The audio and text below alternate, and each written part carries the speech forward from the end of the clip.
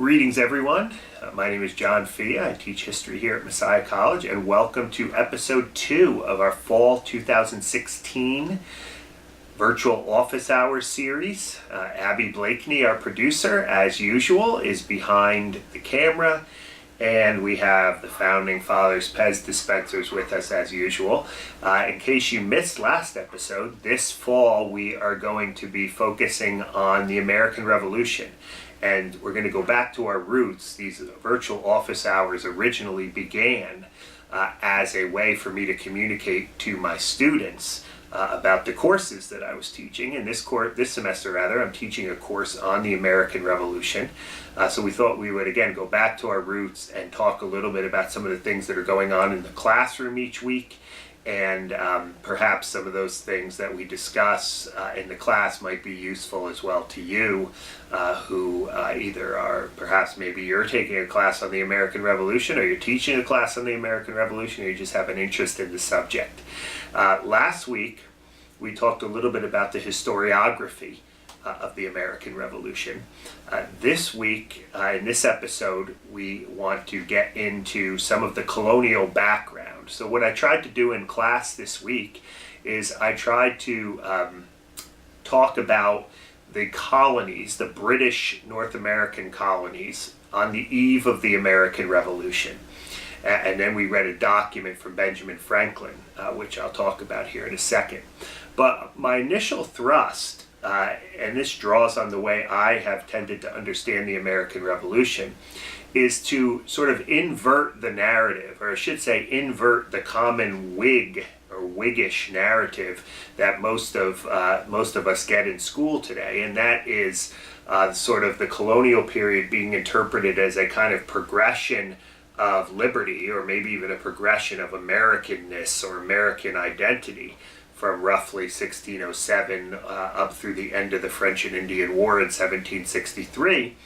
And I tried to invert that narrative by, rather than showing how the colonies became increasingly more American, and again I realize this is a contested view within early American circles and scholars of the American Revolution, but I tried to basically argue that rather than seeing the colonies as becoming more and more American over the course of the 160 or 70 years, I tried to challenge students to actually see how the colonies were becoming increasingly more British.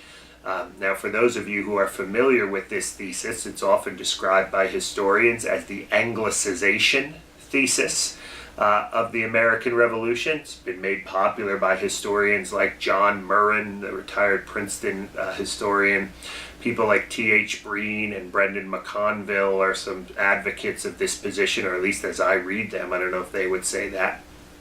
But this idea that in all areas of life, as the colonial period progresses and the colonies become much more provincial members of the American Revolution, and here I drew heavily from my own advisor's work, Ned Landsman, in his book From Colonials to Provincials, we begin to see sort of the colonies become much more integrated within the British Empire and the mercantile system in terms of the things that they're growing, tobacco and rice, and even growing grain to feed the slaves in the West Indies.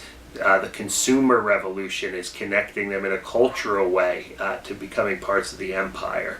The Protestantism of the colonies obviously connects them deeply with the empire. The political philosophy of liberalism in some respects is very, very important.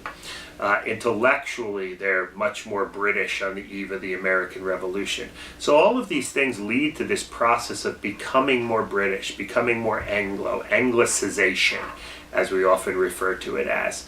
And then we had the students read Benjamin Franklin's The British Colonies, that he writes about the British colonies in 1760 for the interest of Great Britain is actually the title of the document. Franklin writes this when he is in London. Again, the date is 1760.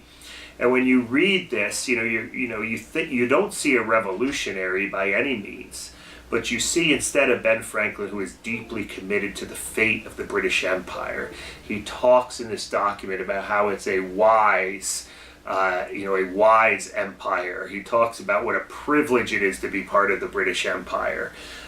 He talks about how happy he is to be part of the British Empire.